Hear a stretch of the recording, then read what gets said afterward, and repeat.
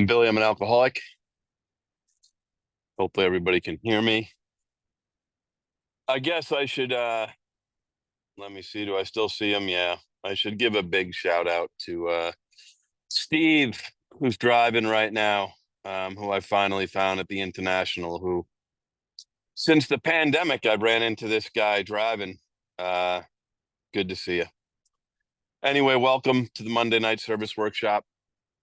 As you all know, I'll just add the information that we had a break between the traditions and concepts and starting the service manual, which next week we start the service manual. So during those 2 weeks, that was kind of in the middle, right after the International, we asked people to send in what they would like, subjects covered. Last week we did appointed committee members and non-trustee directors because a lot of people from their delegates and from GSO got notices from a Grapevine and AWS about open positions in the last couple of months and what are they and how do they work. So I'm very thankful to Katie, appointed committee member passed from the literature committee, and then Matt from Connecticut, who just became a non-trustee director, a past delegate from that area up there. Very thankful for all they had to share and help us and the questions they answered. The other thing I got a lot of emails about was the reserve fund and AA finances, which is never an easy topic to cover in a couple of minutes. So first, let's open with the serenity prayer. God, grant me the serenity to accept the things I cannot change, the courage to change the things I can, and the wisdom to know the difference. So this is a difficult topic, and my job is not to give you all the information.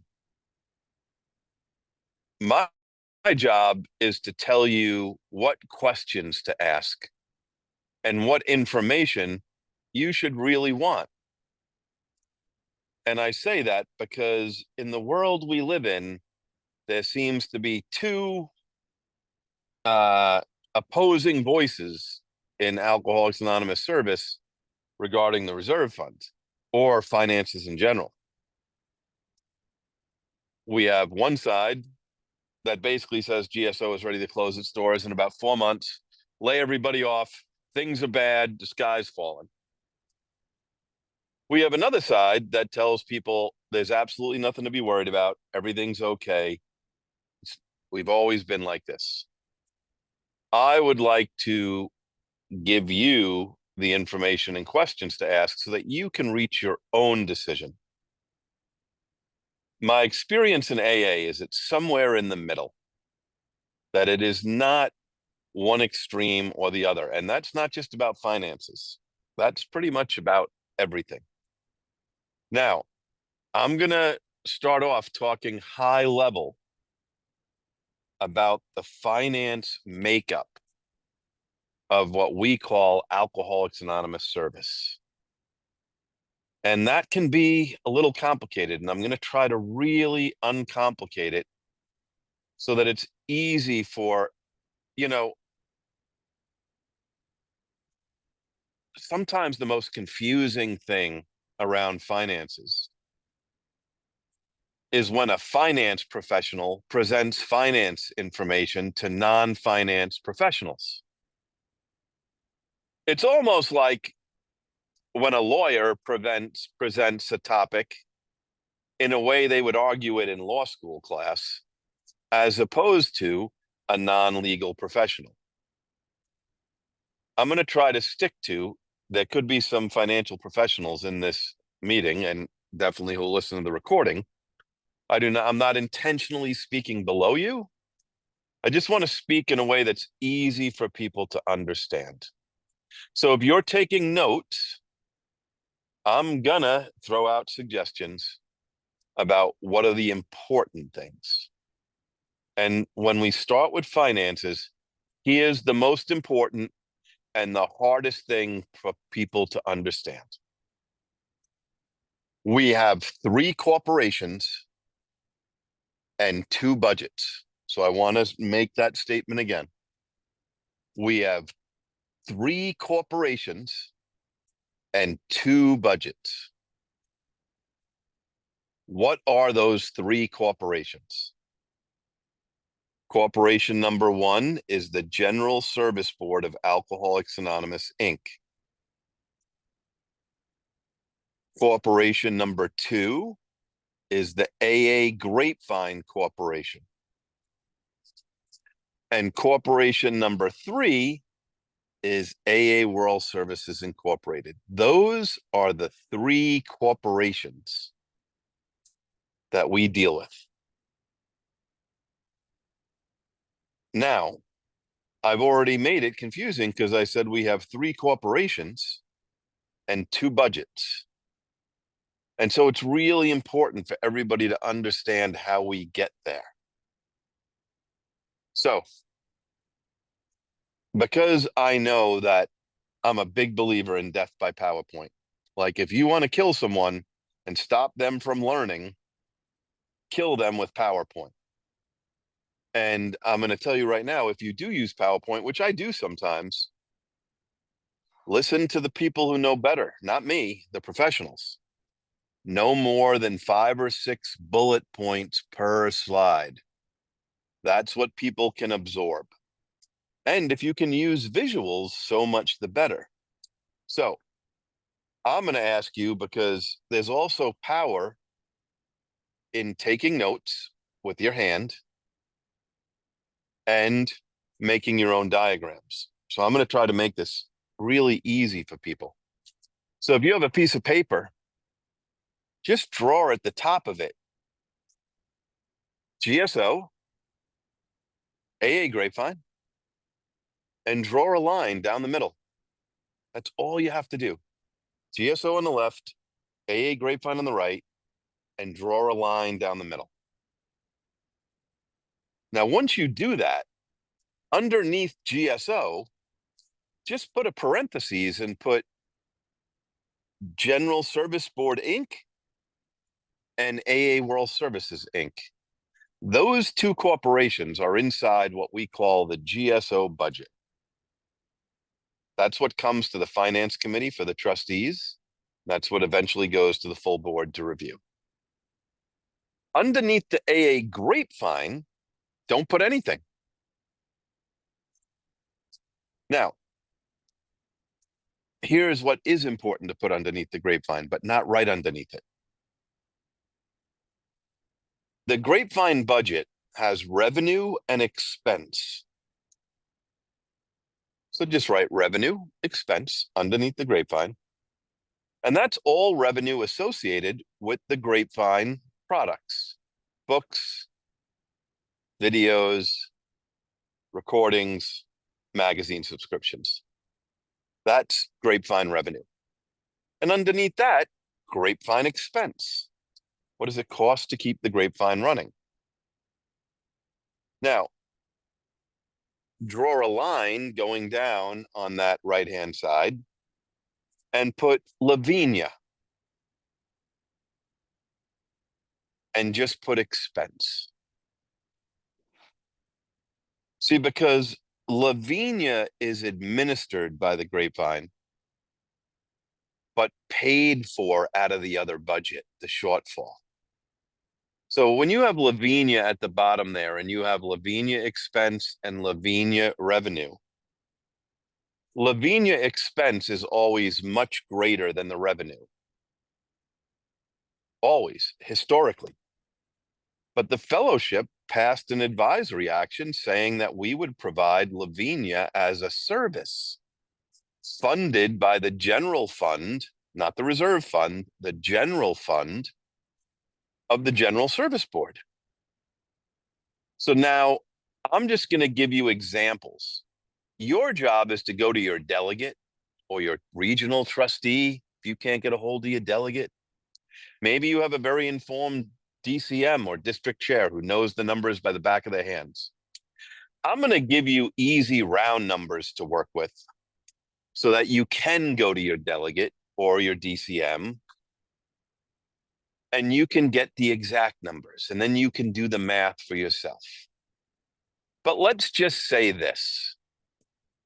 Let's say the revenue for Grapevine is 2 million even. Just put it then, 2.0 even.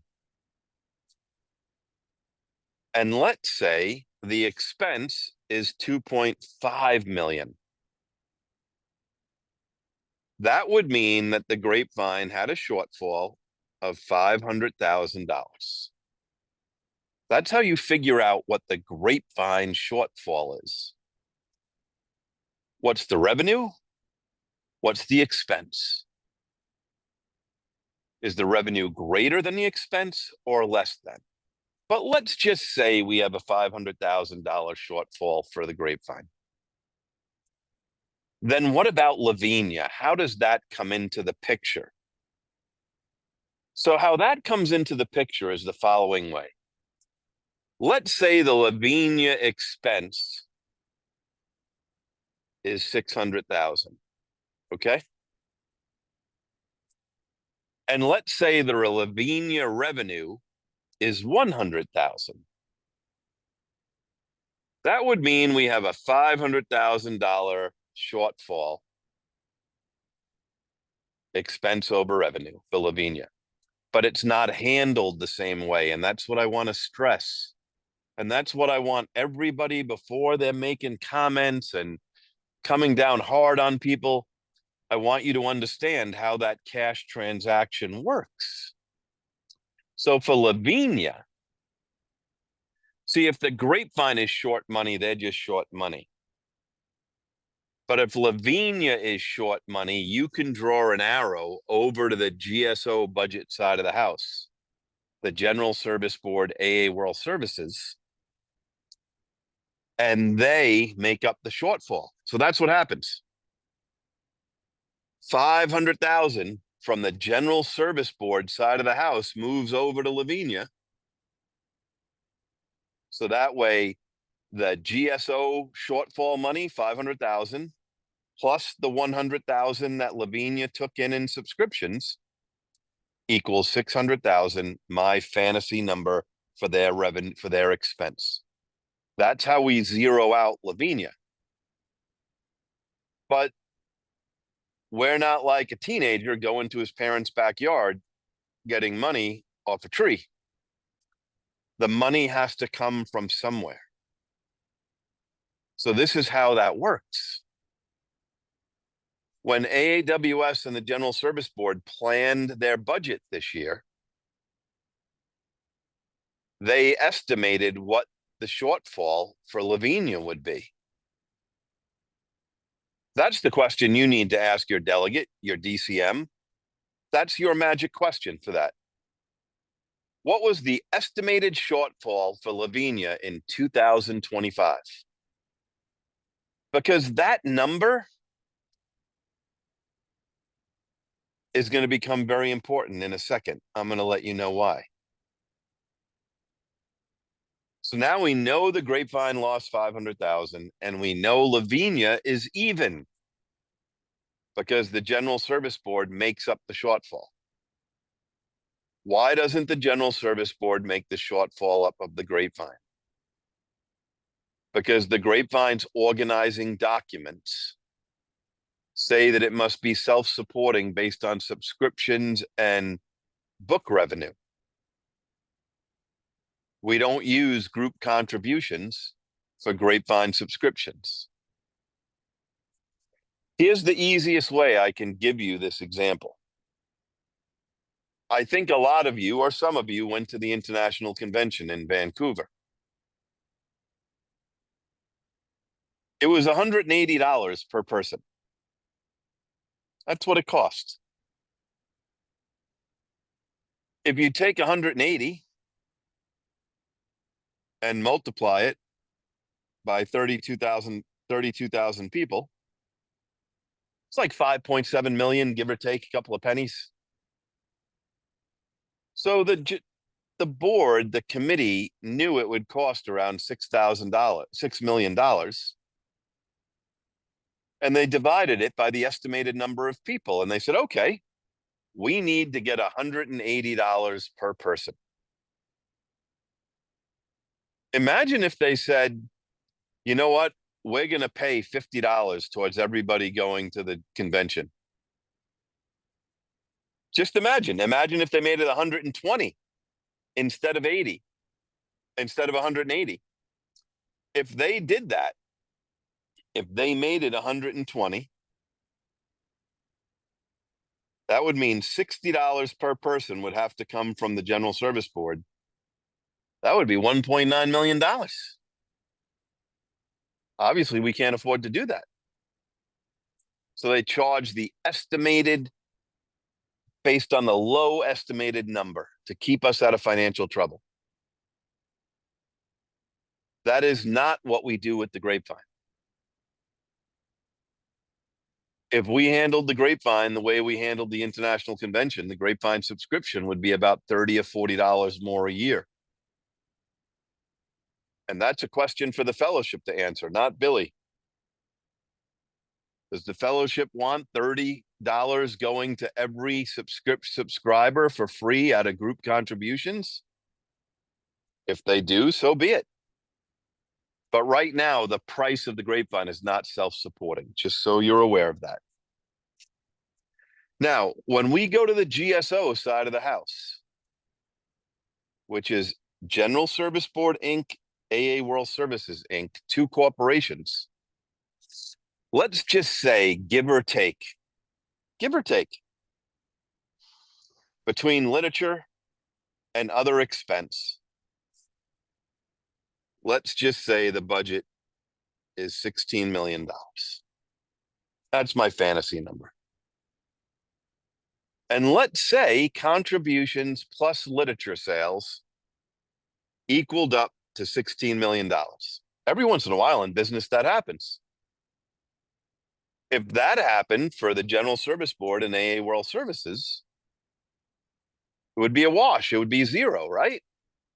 16 million expense, 16 million revenue.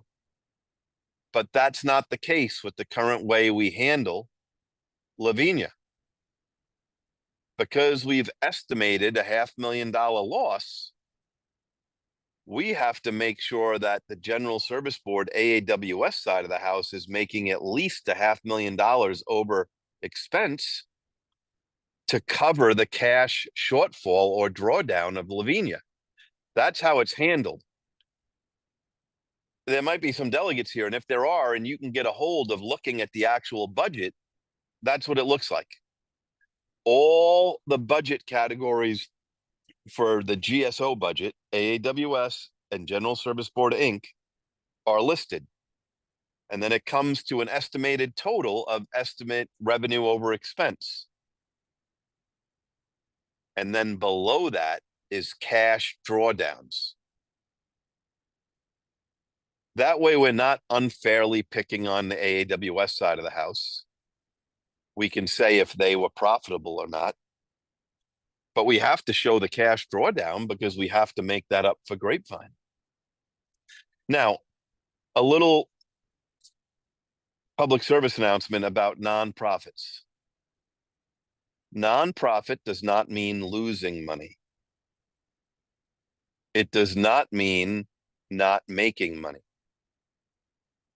If you want to read the IRS code, I would really welcome you, or your state attorney general's office division on charities. It's usually the division on charities in most states.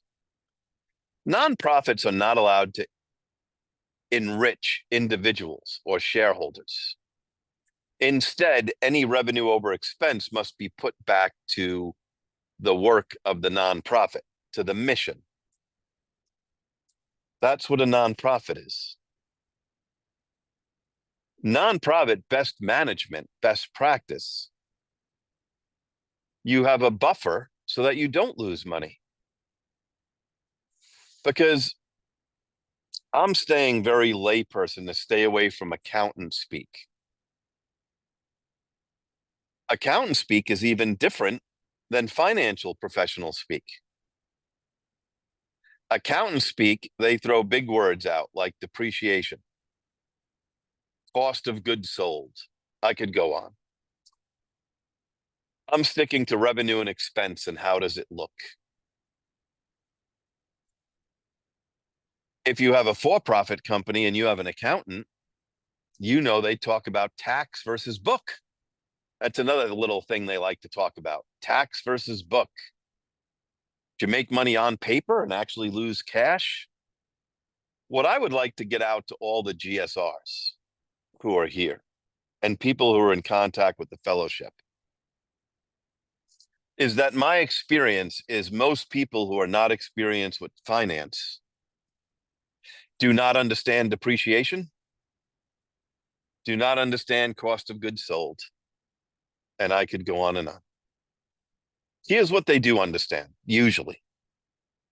Checkbook, check register, Quicken register, math.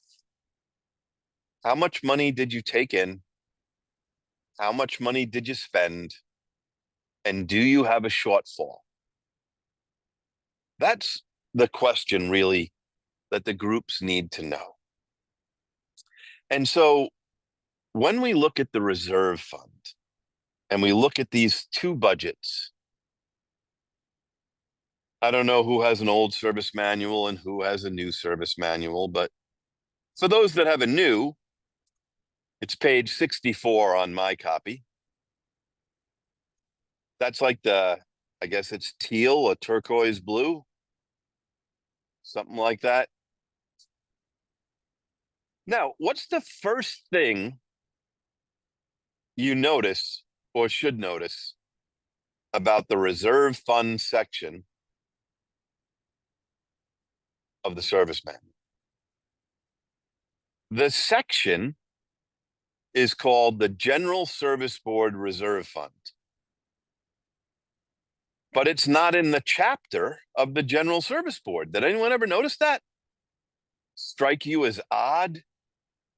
Like, hey, why isn't it the chapter for the General Service Board? It's in chapter 9, the board's operating committees.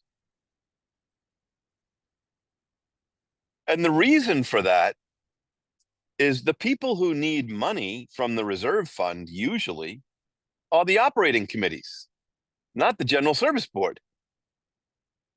It's usually AA World Services or AA Grapevine that needs money from the reserve fund. But from a high level, without complicating it, there's 3 tax ID numbers to go along with those corporations. I'm not going to give them to you. But the General Service Board, Inc. has a tax ID number. AA World Services, Inc. has a tax ID number. And the Grapevine Board, Inc. has a tax ID number. I just say that so that you can understand a simple kind of ownership thing. The reserve fund, the actual bank account or bank accounts. When we say reserve fund, it's a whole bunch of property that we have classified in the reserve fund. But it's the tax ID number of the General Service Board of Alcoholics Anonymous, not AA World Services, not AA Grapevine. So that means the only people who can take money out of the reserve fund are the trustees, the General Service Board. AA World Services and AA Grapevine can ask for some money, kind of like a teenager again. The teenager can ask the parent for money, but it's in the parent's bank account. Same with us. And what does that chapter say about the reserve fund? I'll read it. Established by the Board of Trustees in 1954, the principal purpose for the reserve fund is to provide the financial resources necessary to continue the essential services of AAWS Inc. and AA Grapevine Inc. in the event of a disaster or of emergency or disaster, to fund costs beyond the means of AAWS and Grapevine, such as major leasehold improvements or technical upgrades, and allow the General Service Board and its operating affiliates time to formulate and implement plans needed to adjust to change economic or other conditions. So you got to give AAWS, most of AA Grapevine, we have a lot of good editors. We know how to use a semicolon. We know how to use a comma. We write good sentences with good sentence structure, and we mean what we say, and we mean what we write. So what does that mean?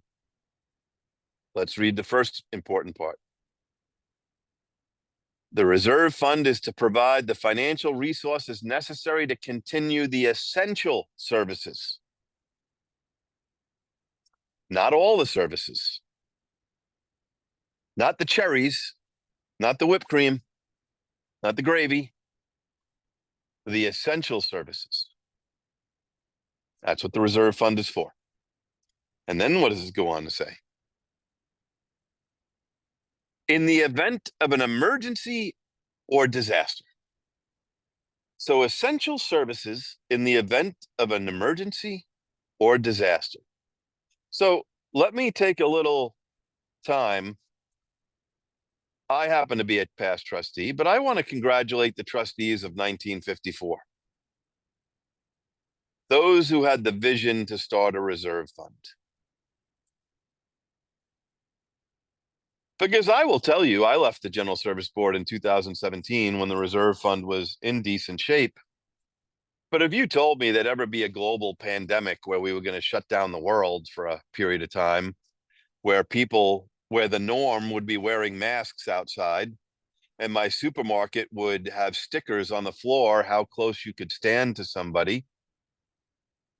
No, I would tell you that sounds like a sci-fi movie. That sounds crazy. And I don't even care politically how people fall. The truth of the matter is there were stickers on the floor in supermarkets. People did wear masks, and businesses were shut down, and people stayed home. That's the truth. Thank God we had a reserve fund. Thank God. Thank God we were able to have $4 million at our disposal to pay our rent in June of 2020 and the next couple of months, not lay off employees, be a decent employer. We had that money because we were wise and prudent, thank God. And while I was a trustee, I've had people come up to me and say, you guys are hoarding money, get rid of that money. I've had people come up and say that we should invest it in gold or oil. I'll get to that in a second. I'm just grateful to the men and women who served our great fellowship in 1954 and after that, who were very cautious financial stewards and made sure that saving was spiritual and made sure that living within our means was spiritual behavior. So then what does the rest of that mean when it says to fund costs beyond the means of AAWS and Grapevine, such as major leasehold improvements or technical upgrades? Okay. New computer systems. I'd say construction, but I am not saying that the construction from this year will hit the reserve fund. I'm just saying in general in the past, sometimes construction. It's really large purchases. That's what we can use the reserve fund for. And I'm going to get to how it's funded and all that stuff in a second.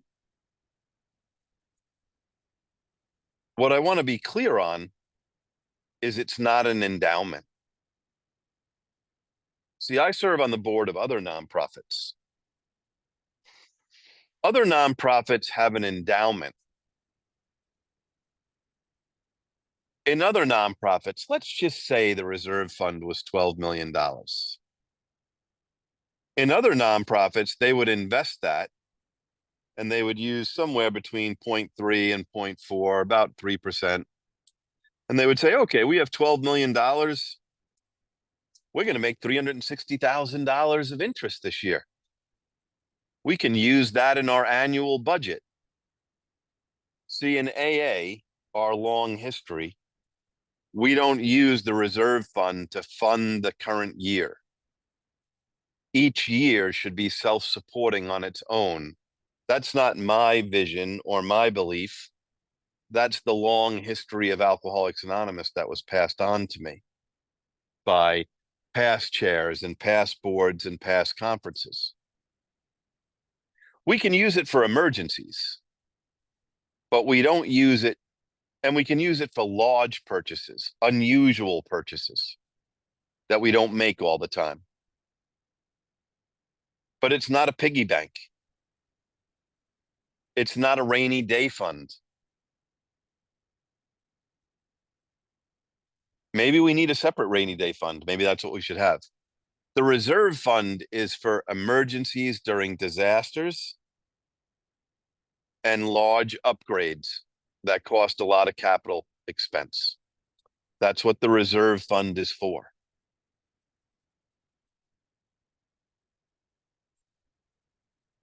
That's why when people say we're like other nonprofits, I get a little worried. We're not.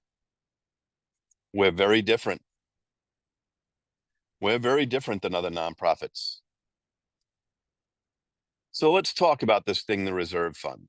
Time to take another note. I want to make sure that when you're talking to your delegate, you're right on track. Because the last thing we need is hysterical people who are screaming things from both sides. There's actually usually two types of money or funds in the reserve fund. Sometimes three, but most times two. What are they?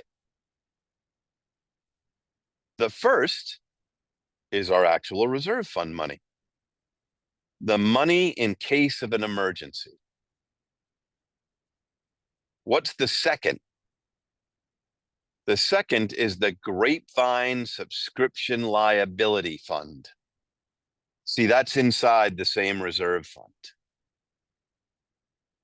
What is the Grapevine Subscription Liability Fund? Well, some of you may know this. You know, sometimes when you order something from a company and they haven't shipped it yet, they might take a pending authorization when you order it, but they don't put the complete authorization through until they actually ship it to you. Because in the legal world, we would call that consideration. I bought something from you for $20, so I gave you $20, and you gave me that product. So when people send in their Grapevine subscription, you're usually paying for 12 or 24 months in advance. But you're not getting those Grapevines for 12 or 24 months from now. But yet you've given them the money up front. So what the Grapevine board does is take about 30% of what you send them, and they put it in the subscription liability fund in the reserve fund. So that way, God forbid, if anything ever happened to the Grapevine, and we had people that paid for subscriptions, we could pay them back. Now, that used to be 90%, by the way. Until a couple of years ago, a very couple of years ago, AA's accounting was so conservative that 90% of what you sent them for a Grapevine subscription. So let's just say your Grapevine subscription was $50. The Grapevine used to take $45 of that and put it in the subscription liability fund. And then every month draw money out as they prepare that monthly Grapevine. They reduced that from 90% to 30% a couple of years ago. And they took that money and they used it as operating profit during that year. They credited it to the Grapevine budget a couple of years ago. Whether it's right, wrong, or indifferent doesn't matter. I'm just explaining to you the technical behind the scenes under the hood, like when you change oil. Currently, they take 30% of your Grapevine subscription and put it in the subscription liability fund. So here's the question, again, a question to write down to give when you ask your delegate. And your delegate might supply you with financial information from the board that gives you the exact answer. How much, so it's question one is, how much money is in the reserve fund? What's the total? Question two, how much money in the reserve fund is in the Grapevine subscription liability? So let's say the reserve fund was $10 million. And let's say the Grapevine subscription liability fund was $1 million. That would mean there's only 9 million left in what we call the reserve fund. That's the number. The total in the reserve fund minus the subscription liability is the available amount for emergencies. Now, how do we know how many months we have? And I really want to quell some real bad information out there that's really not helpful. So when you minus the subscription liability fund from the reserve fund total, and you know what that amount is, how do you figure out how many months you have? Is it like smoke and mirrors? Somebody just like say, oh, it's this much? No, it's actually very carefully calculated. At the end of every year, the finance department at GSO comes up with the monthly calculation for essential services for AAWS and the Grapevine. So you can ask your delegate that question, and you can actually find it in the financial information if they pass it on to you from the trustees finance committee. What is the new monthly figure? How much does it cost a month to keep this going? Once you know that number, you divide the total reserve fund, the remaining balance after Grapevine subscription liability, by the amount of monthly cost. And now you know how many months you have in the reserve fund. That's how they get to it. I've heard people say, oh, they make up numbers. I'm telling you, they do not make up numbers. The CFO every January gives the number for what does 1 month cost, or what were 12 months divided by, what was 1 year divided by 12 of essential costs. And we know what the figure is. Now, here's where I know we say 9 to 12 months. The 12 months is an advisory action. The 9 months is a suggestion from the board, the minimum.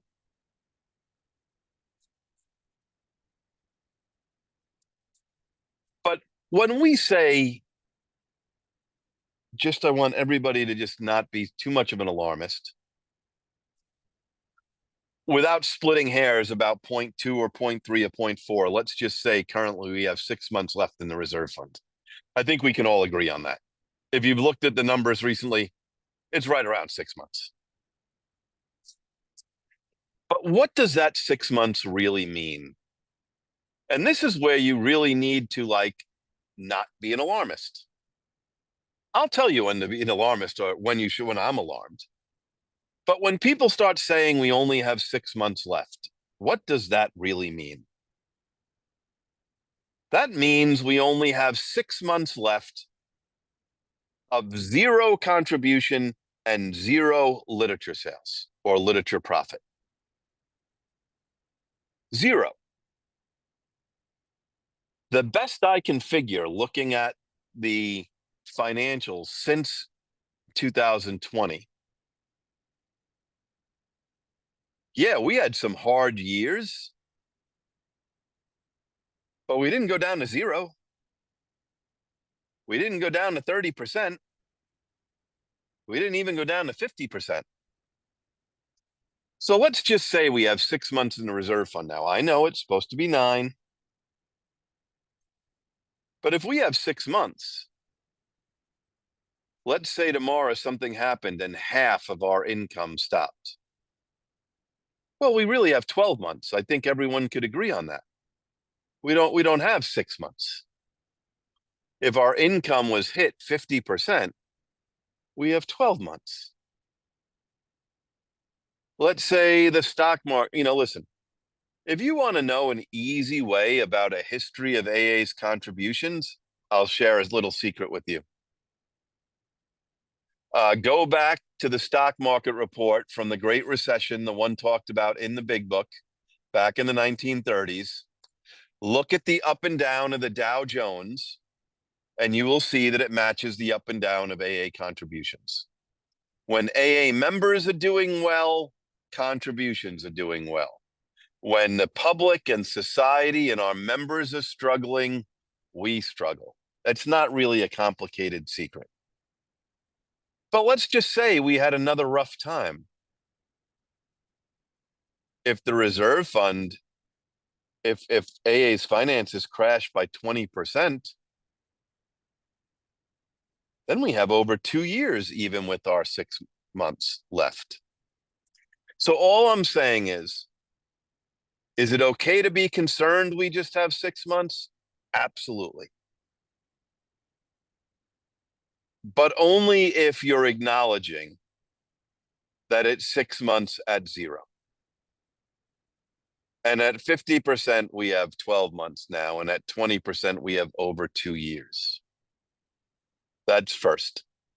The second kind of history I want to clear up is that in the last 30 years, we've never been this low. That is a big fat mistruth. And I'm going to explain that to you so you understand the history. Once upon a time, our pension liability was not funded properly like it is today. And back in 2005 and 2006 and 2007 and 2008, we were showing sometimes 11 and a half months in the reserve fund, 10 months in the reserve fund. But our auditors were saying to us every year, hello, finance committee, you really don't have 10 or 11 months in the reserve fund. If you subtracted what you owe your pension, you only have like 5.5 or 6 months reserve. So when people say we haven't had hard times like this before, not really true. We have had hard times. Now in 2012, 13, 14 actually, the board did something it had never done before. It moved money from the reserve fund to the pension fund.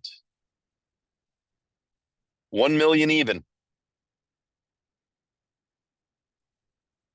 And the reason they did that is because we take protecting the reserve fund very seriously. So that 11 or 12 months, we only invest it in 3 types of financial products. If you're taking notes, I'll list them for you.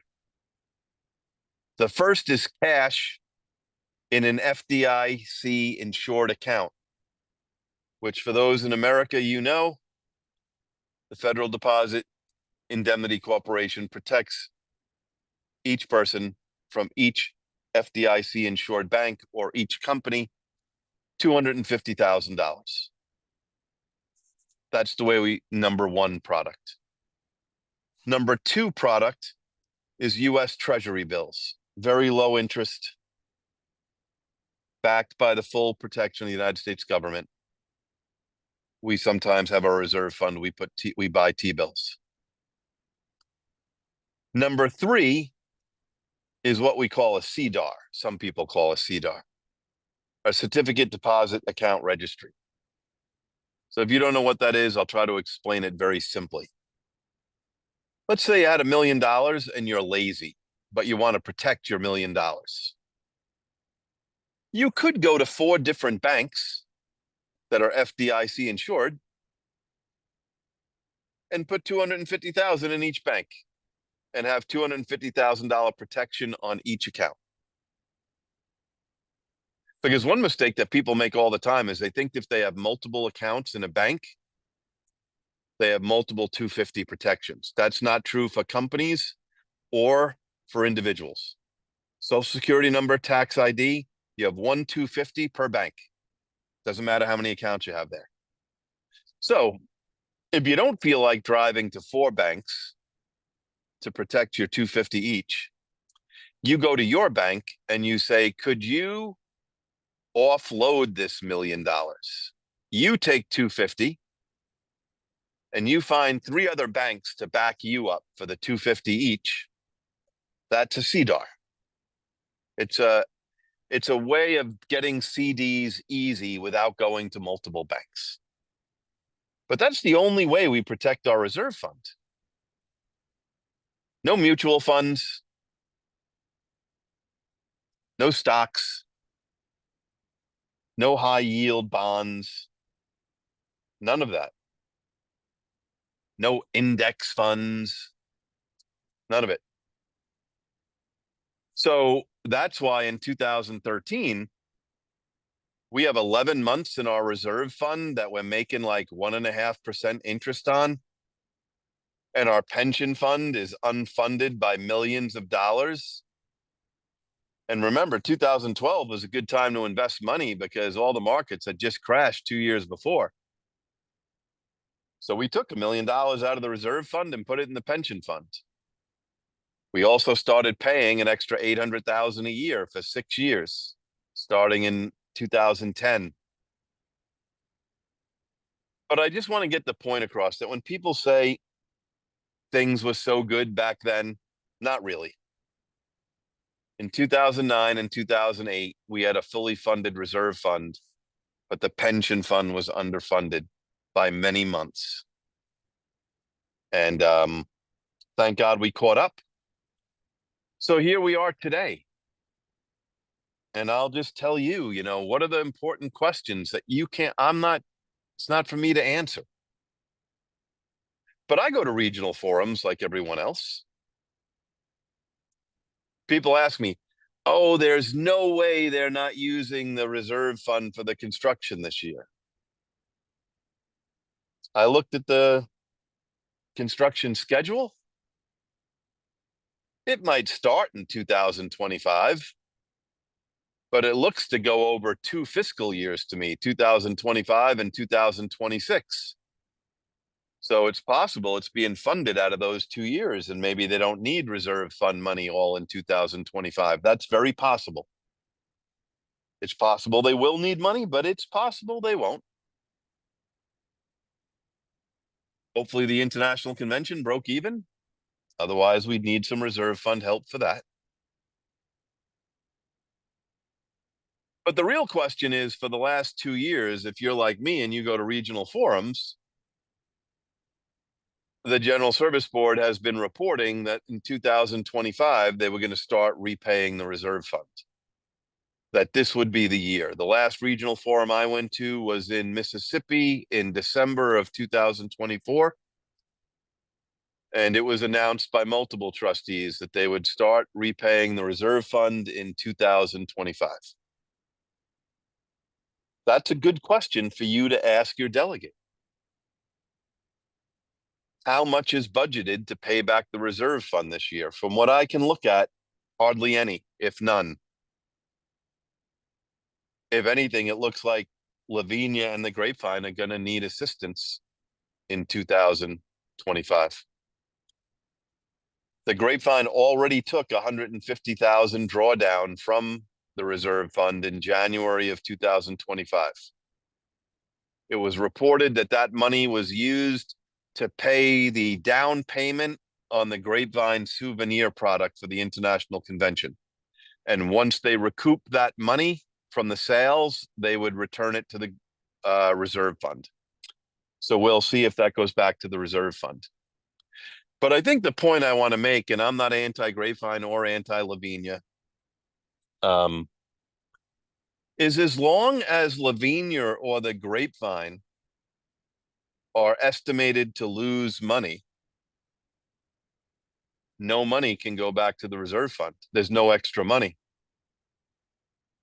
If we're planning on losing 500,000 or more a year on the Grapevine and Lavinia, we don't have an extra 500,000 at AAWS General Service Board side of the budget. That would mean if we wanted to pay back 250,000 to the reserve fund this year, we'd need an extra 750,000. 500,000 or 600,000 to bail Lavinia and the Grapevine out, and extra money to give the reserve fund. And that's really the question. What is the plan? And I hear people go so crazy about yearly finances. I'm more of a financial strategist than an accountant. I know accountants, they can make anything look pretty most of the time. I'm more worried about sustainability for the future. Is our current business practice sustainable? And is it so sustainable that we can pay back the reserve fund? When our accountants or our new auditors say things like, well, every other nonprofit would love to have 6 months in the bank, sure they would. But every other nonprofit is not like us. You know why? I'm the chair of the board of another nonprofit. You know what power I have that Scott H. does not have? I love Scott. I even had him on here as a guest. I know what power I have for the nonprofit I chair. I call the development officer and I say, listen, call our top 30 donors. Let them know we got 3 new projects coming down. Let them know we are up short, because there's no limit on how much money they can give my nonprofit. I'll put big plaques on the building with their name saying they're a platinum donor, right? See, other charities and nonprofits do that. We don't do that nonsense. And I love that we don't do it. You know what Bob W. does not do? He does not call the CFO and say, could you bring me the list of everybody who gave $7,500 last year? I need those 30 people's names so I can personally call them and thank them and ask them to give more money. Number one, we're not allowed to take more money from them. And number two, one of the most spiritual things we do, I shit you not, sorry, I kid you not. One time, a long time ago, I was walking through the finance department at GSO, like, I don't know, 18 years ago. And at that time, the contributions still came to the office. We hadn't changed the PO box yet. The bank didn't make our deposits. We did. And I walked past one of the people's desks that opened the deposits, attached the check of the cash, input it into the system. And what was on an envelope, paper clipped, but an index card with 3/4 held by Scotch tape. 3/4. Like, that's how much people love Alcoholics Anonymous. Like, somebody loved AA, a person or a group, so much that they took the time to put 3/4 on a card and send it to GSO. Do you know it cost more to open that envelope, put it in the system, send them a thank you than the 75 cents? But that's what makes us different. And that's what our current auditor, I guess, doesn't understand. They seem to be a very professional audit company because I've read their audit, but they have lack of knowledge of Alcoholics Anonymous. Like, we are different than other nonprofits. We can't just call up people and beg for money. We can't ask our big donors to send money. And we do things that make financially no sense.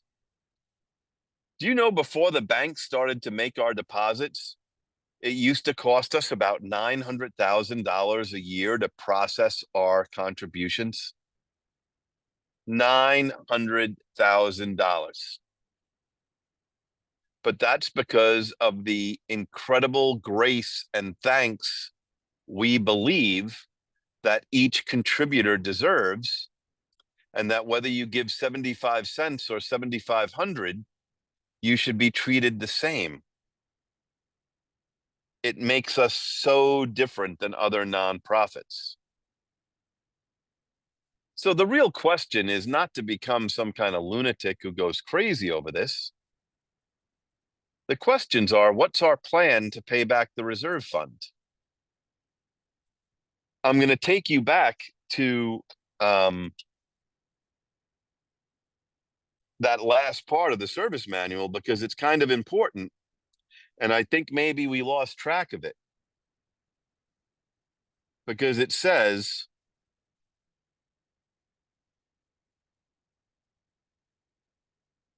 let's see. It says at the end of that first paragraph, and to allow the General Service Board and its two operating affiliates time to formulate and implement plans to adjust to changed economic or other conditions. That's the trustee's job right now. It's not to blame COVID. It's to adjust and plan after the COVID reality. Now, if you have come under the belief that COVID caused all our problems, I just want to tell you that is not historically accurate either. I know there are some people out there telling that story. And believe me, I'm a person who gives the board incredible respect for how they've steered us since COVID, because COVID was bad. But whatever area you're in, look up who was your delegate in 2016. Your panel 66 or panel 65 delegate. Because they received a warning memo in 2016. They got a feasibility report from a subcommittee of the trustees finance committee. And that feasibility report told them Lavinia and Grapevine are on a collision course. This is 4 years before COVID. It also told them that the current rate of inflation, remember, this is before COVID, was outpaying the increase in contributions. That's 4 years before COVID. And when I hear people talk about numbers now, like we've gotten used that every November, the general manager sends out a letter saying we need contributions. But the problem is the increase in our contributions is still less than the increase in inflation year over year. And that's why I say the real plan is our office and our staff and our boards, is the plan sustainable, not for 2025, but for 2030.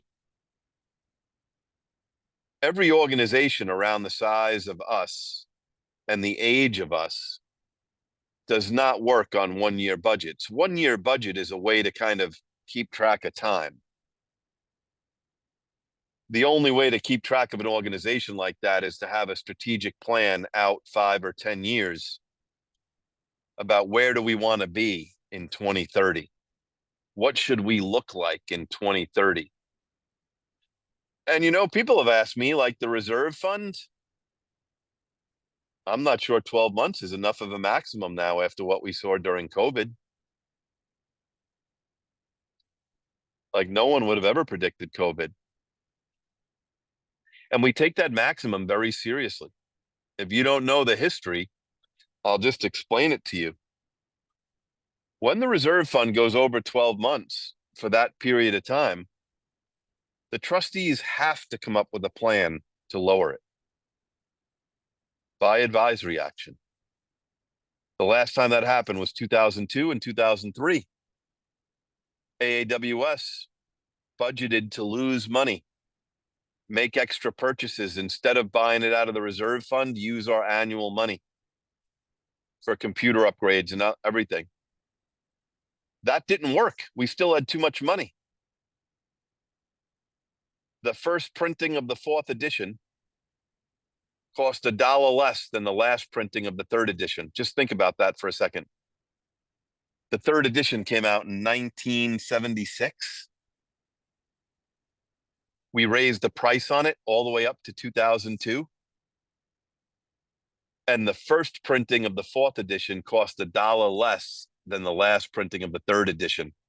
We had to lose money, so we decreased the price of our best-selling piece of literature to get that reserve fund down. I recently saw somebody from Texas is submitting something. I think it's a great idea. I hope the trustees give it attention. It was to that if the reserve fund is below 9 months for more than a year, that like when it's above 12 months, they have to come up with a plan. I think that works very well. I hope we try that. So with that, I'm going to go to questions. Please send any question you have.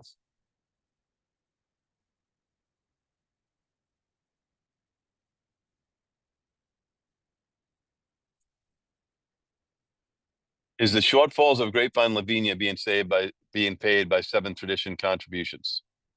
Yes, of course. And literature profit. So it's being paid by seventh tradition contributions, and we may have to increase literature prices just to pay the shortfall of Grapevine and Lavinia. Because remember that before we go to if AAWS makes money, we use that money at the end of the year before we go to the reserve fund to bail out the Grapevine or Lavinia. So eventually it's seventh tradition contributions or literature profit.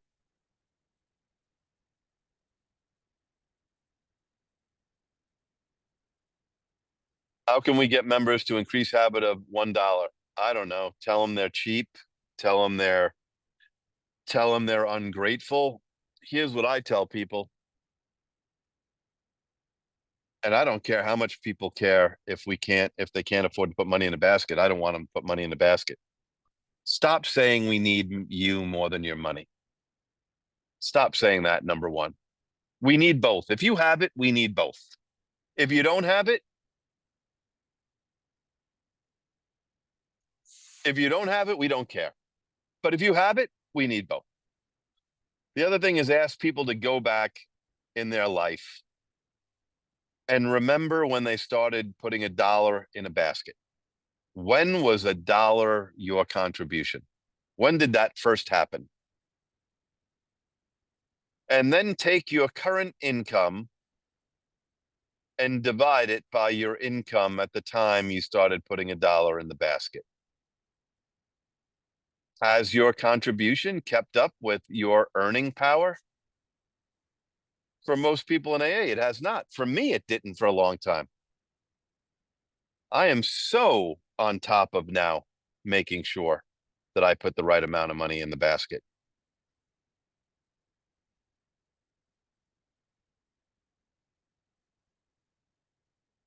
Why are some delegates very transparent about finances and other information and others are not? Why does not everyone share the information that is sent out from the board? I don't know. I'm a transparency freak when it comes to nonprofit organizations. And when it comes to AA, I'm really a transparency freak because we're not the CIA. There are no secrets. About 2% of what the board does is confidential. has to do with legal or personnel matters. Nothing else is secret. I have a major disagreement with a recent past chair of the General Service Board who believes that everything they do should be just about secret. I don't agree with that. I've seen everything there is to see, secret and not secret. And even the secrets aren't that bad, but I agree they have to be confidential. But it's a minimum. The other thing, as far as why some delegates don't contribute, I don't know.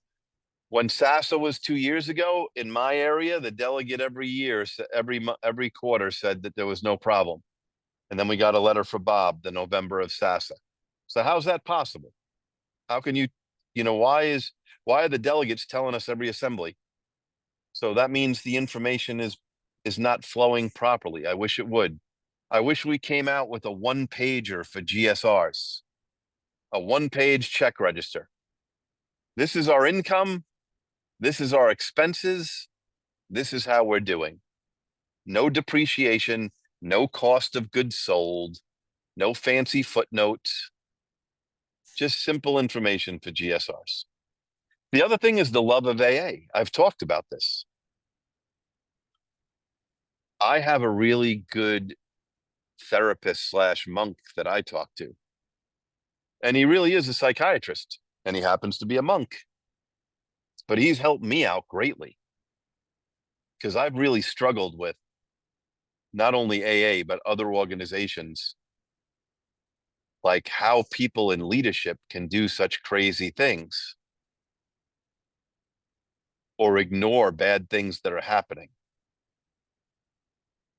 There's poster child after poster child of that in the nonprofit world. We all know the stories, the movies, the articles,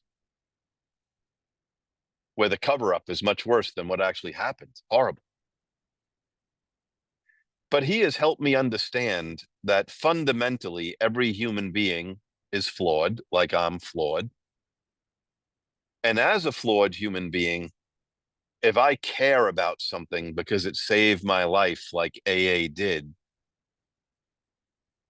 I become like paralyzed with saying anything that like could be conceived as negative.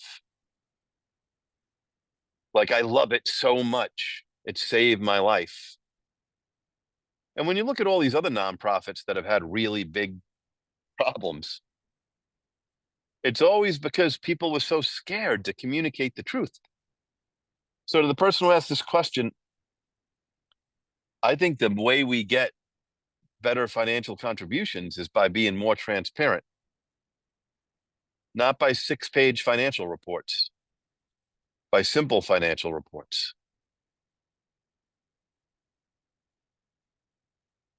When the first conference voted to change our name from the Alcoholics Foundation, that it was, what was it changed to? Was it the board? It was changed from the Alcoholic Foundation to the General Service Board of Alcoholics Anonymous, Inc.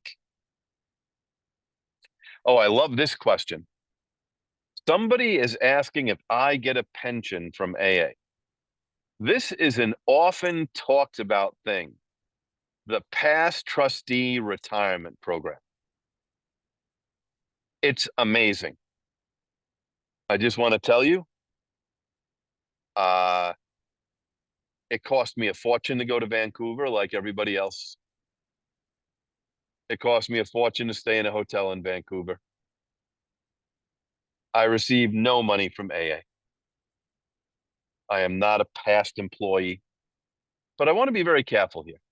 No trusted servants in AA get paid or pensions. But if the person asking the question was saying it in a way that like it's bad that we give pensions to our employees, I want to argue greatly with you. This is the problem with intergroups all over the country. They treat our employees like shit. They want to pay them very little money, not give them benefits. Like, if you can't afford to be a real business and take care of your employees, maybe you shouldn't be a business. Maybe your model doesn't work. But we have a sacred obligation to take care of our employees at GSO, to pay them an honest wage and a fair wage, to give them and their family medical benefits, to give them a retirement program. There's nothing to make anybody feel guilty about that.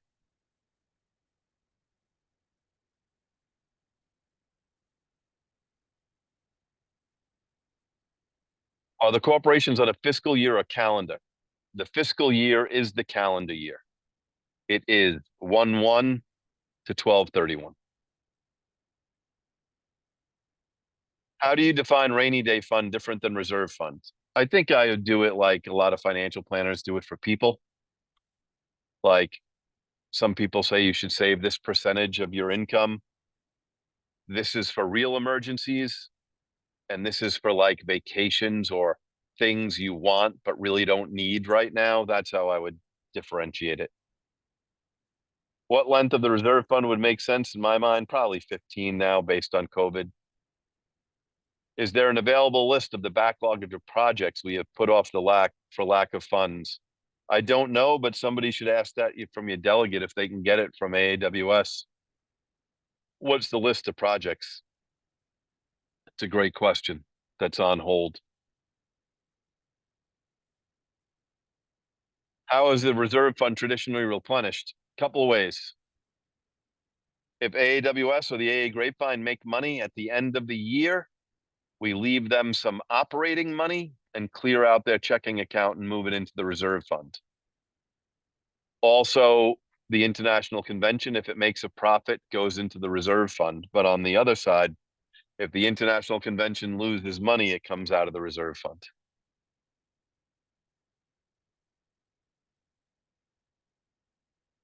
Will there be a final accounting report on the international? Absolutely. Would it be possible for the grapevine to just decide to fold, or would that require conference action? When I hear things like fold or get rid of, I like to think sustainable. Should our business model be the same as it was 70 years ago? Do we need a board? Do we need a board the same size as a board that's like 10 times bigger? Like, should the grapevine and AWS have the same size board and meet the same number of times a year? I'm not sure. It's not even close to the same amount of work. I think we need to look at everything and decide what would be sustainable, not get rid of. Does it need to be every month? Maybe it's every 2 months. I heard somebody say that when the grapevine was started, there was no recovery section at the bookstore. When the grapevine was started, there were no treatment centers that had alumni monthly newsletters with articles. There were no online blogs from the recovery community. I mean, the world has changed. What's the best model for the world we live in today? And I say this all the time. I do not blame the boards at all. I hear people say things about the boards. The board's hands are tied when it comes to the grapevine. If the majority of the delegates are returning home every May and saying there's no problem, there's no financial problem, the grapevine is fine. I mean, I give the West Central region a lot of credit. They gave their financial report at their regional service assembly, and they were finally willing to admit that over the last 3 years, we lost $2.9 million all in. I don't hear a lot of other people saying that. You know what's another thing we love to say about finances? Once I say this, you're going to look for it, especially at the grapevine financials. Let's just say the estimate was for the grapevine to lose $500,000, right? And let's say we only lose 400,000. Do you know what we put in our financials? We're very successful this year. We lost least money than we thought we were going to lose. That is accountant bullshit, auditor bullshit. Losing less money than you plan to make is not a success, okay? It's not a success, especially if it's year after year. Sustainable is what matters.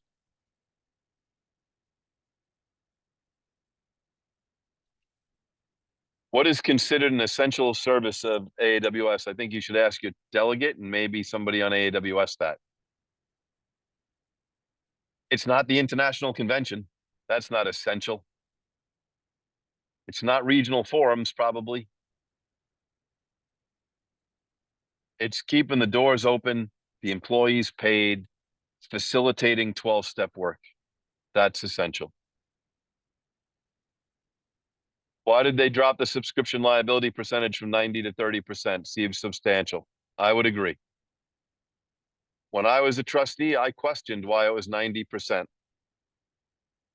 By the trustees who came before me and the Grapevine board, I was told that because we are super conservative financially, if the Grapevine went out of business, we want to be able to pay everybody back who paid for a subscription.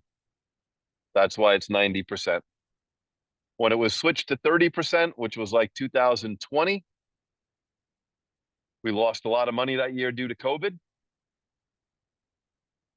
A member of the Grapevine board who works in the publications business told us that we had much more than other publications did, other magazines, and we should be more like them. I would have probably agreed with that if they took the money and moved it over to the reserve fund, not used it to pay the annual budget to make it look better.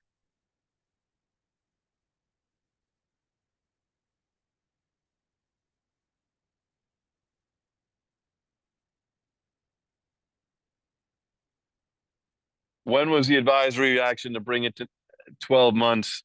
I don't have, it's too dark where I am, but I will bring that up next week. There is so much content out there. Is Grapevine and Lavinia relevant and necessary? That's not a question for me. That's a question for you and your area and your group and your delegate. Ultimately, who decides if we should keep Grapevine and Lavinia? The conference, of course. And again, keep it or get rid of it, I think it's every company after COVID has had to reimagine itself to live in today's world. The belief we have never been lower in reserve fund seems to be because we were not transparent about the pension fund issue. You said we had reported 11 months. Has transparency improved over time? Oh, yeah. Let me give a big shout out to a delegate from Louisiana who I believe is still alive. Last time I checked, Randy H. Randy H was the biggest pain in the ass the General Service Board had ever met in the early 2000s. Every time he got near a microphone, he called them out for their unfunded pension liability. When I became a director in 2009, you know what I realized? Wow, they said this guy Randy's crazy. He's 100% accurate. We are so underfunded. And you can only fix something by shining a light on it, not hiding it. You got to shine a light on it. The pension today, I saw a note from our General Service Board treasurer last year that he reported how good a shape it is, and he wanted to thank the board from the time I was on for having the foresight to pay off it. And it was hard. We had to have a hiring freeze, not lay off people, but not replace people that left for a while. Like we had to do things to fix that. It requires sacrifice.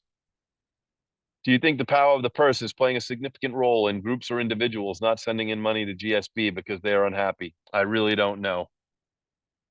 I'm conscious of it. In January, I was at my own area's finance committee meeting and I noticed the percentage in the back of the service manual, in the back of the conference report, it lists how much money by area groups have contributed to GSO. Group contributions, not independent individual contributions. I noticed shockingly over 2 years that our group contributions in my area had declined a lot to the General Service Board. And I have a particular section or area of my area that has a few letter writers and a people telling groups not to give. And I'm not being arrogant and telling a group they don't have a right to exercise the power of the purse. I would just tell you to be careful with it. Send a letter, let your delegate know why you're doing it. Don't exercise it because of something that somebody said. Dig down and find the details and make sure it's really true. I don't know any delegate, including the one in my own area, who, if invited with enough time, wouldn't take the time to bring any group the information they need. But when you get some kind of like conspiracy theory letter in the mail telling you that the sky's falling and everybody's corrupt, though, that's just not helpful. In the long form of tradition 9, it states the Grapevine is our principal newspaper. Would you believe that still be true today? And if so, what is box 459? Yeah, I think we need to look at all of that. Does it really matter if the groups withhold contributions to the board when the districts and areas send so much out to the board? Yeah, I mean, that's a problem. During COVID, if an area or a district wanted to send money to the board, I understand it. But again, this is where we are different and we don't get in trouble like other nonprofits. Could you imagine the nonprofit that I'm the chair of the board of? If I decided, you know what, I'm going to take 100 grand, I'm going to send it to the dog rescue company down the street, or I'm going to send it to this charity. My donors did not send me money to give to other nonprofits. They sent me money because my nonprofit said we needed money. If you're asking for money and you don't need it, that's pretty unethical and not transparent and honest. And how arrogant is it to the groups? If a group has a 1 hour business meeting and decides it's giving 60% to one entity, 20% to another, and 10% to two others, that's where they want their money to be at work. That's where they want their money spent. Why do AA leaders think they know better than the groups as to where the money should be spent? That's really not ethical or honest.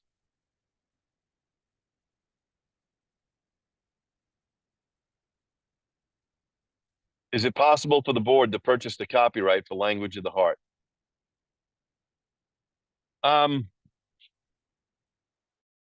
That's a question for the Grapevine board. That's a Grapevine book. Obviously, it's all of Bill's writings. There's complicated agreements and royalty agreements around Bill's things that Bill was the author of. So I'd send that question to the Grapevine. What are your thoughts on the long-term sustainability of the Grapevine? Well, I know this, the current model is not sustainable. I know this, they took $1 million out of the reserve fund 2 years ago with a 5-year plan that was a fantasy, not a reality. Like, that wasn't a business plan. I love all the people that were on the Grapevine board. Some of them are my friends, but that was just a money grab to get $1 million. They put anything on paper to justify taking $1 million. If you look at the results now compared to the original app plan, it's not even in the same universe how bad compared to the plan it should go. And I blame us for our communications. I'm sure there are people here who went to assemblies or district meetings after the app was released. We're the worst communicators in the world. Do you know what we did? Imagine you owned a car dealership and you based your success on the amount of people that came into your dealership, not the amount of people who bought cars. Could you imagine that? We had delegate after delegate screaming from the rooftops that we were one of the 10 most successful apps in the whole iStore. That our podcast was the most successful. No, alcoholics are freeloaders. They downloaded the free app. They did not buy the subscription. Why we have so much free on that app, I don't know. Imagine this just for a minute. Imagine you went to Vancouver and you hadn't registered yet. And there were two lines. One line said $180. The other line said, this is the free version. Now, if you're a true believer and you want to make sure AA is self-supporting, you might get on the $180 line. But I'm telling you, a lot of people are getting on the free line. A lot of people in AA are getting on the free line. When we started giving out so much free content, people didn't subscribe. And so that plan was a fantasy. It never turned out. We've lost so much money. It's time to recognize it. And let's have a sustainable plan. I'm not against the grapevine. I'm not against Lavinia. In fact, the more marginalized the group, the more I stick up for them in AA. I get in trouble for it all the time. All the time. The traditions are most important to me.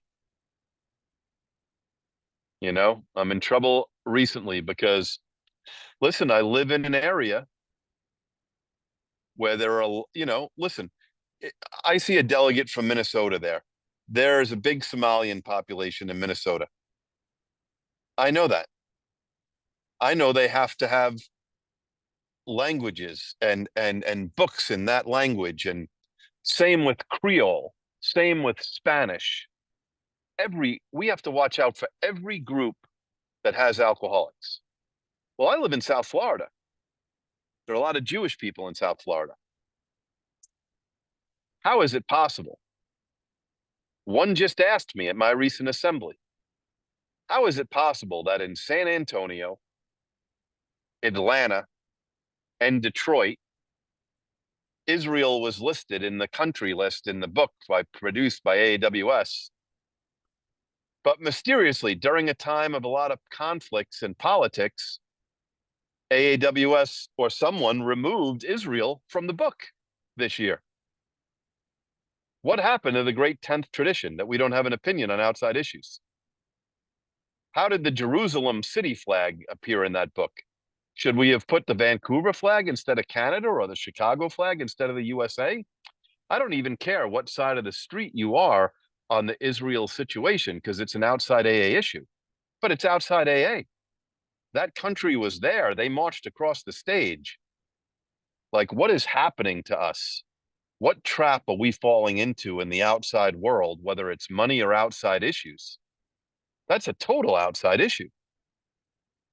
If you have the books from Atlanta, San Antonio, and Detroit, don't believe me. Believe me, I didn't believe the person who called me. I was like, you're full of it. I was in the 5th row. I saw the Israel flag go across the stage. I saw the person carrying it. And then I opened the book and I was like, holy shit, someone took Israel out. Our 12 traditions are to make us better than the outside world. Our 12 traditions are to make accounting harder. Our 12 traditions are to make sure that greed and all these other things stay away from us. So that's it. I'm going to close. I really appreciate everyone being here tonight. I'll send the advisory action in the chat next week. I can't see the advisory action book because it's dark where I'm sitting outside. But I'm going to close with the responsibility statement. Remember, next week we start the service manual all over again. I am responsible when anyone, anywhere reaches out for help. I want the hand of AA always to be there. And for that, I am responsible. Have a good night, everyone.